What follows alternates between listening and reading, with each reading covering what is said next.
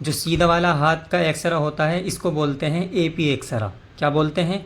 AP, यानी बिल्कुल सीधा हाथ।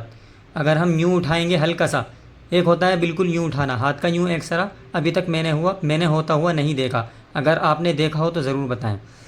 तो इस तरह जो होता है, इस तरह एक्सरा होते हुए मैंने नहीं देखा। हाथ का एक्सरा या तो यूँ होता है या हल्का सा टेपर में यूँ करके होता है। चाहे यूँ कर लो, चाहे यूँ कर लो, और चाहे यूँ कर लो। तो इधर की तरफ से करेंगे या इधर की तरफ से हल्का सा उठा के करेंगे या इस तरह करेंगे। ये हाथ का एक्सरा होता है, सीधा एक्सरा। इसको बोलते हैं एपी एक्सरा। क्या बोलते हैं? एपी। और यूँ करेंगे तो ये है ओब्लिक। क्या है? ओब्लिक, यानी हल्का सा, ना तो बिल्कुल सीधा ना बिल्कुल टेढ़ा, बल्कि इस तरह। ये है ओब्लिक। इसी तरह ये भी ओब्लिक है।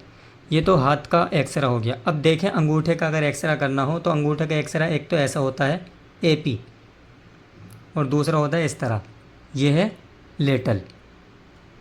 एपी, लेटल।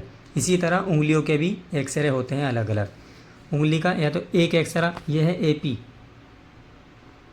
ये है लेटल।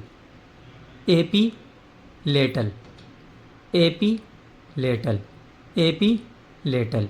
तो इसी तरह ये मैंने आपको पूरे हाथ के एक्सरे बता दिए हैं। हाथ का एक्सरे या तो एपी होगा या हल्का सा टेढ़ा हो जाएगा तो वो है ओब्लिक, और या इस तरह कर लो ओब्लिक, और अगर बिल्कुल इस तरह हो वो उंगलियों का होता है लेटल।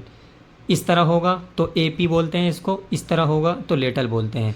इन दोनों के दरमियान एक सिचुएशन आती है इस तरह करने की। ये तो बिल्कुल सीधा, यानी बिल्कुल सीधा, या बिल्कुल खड़ा, और इनके दरमियान एक इससे सिचुएशन आती है ये वाली, इसको बोलते हैं ओब्लिक।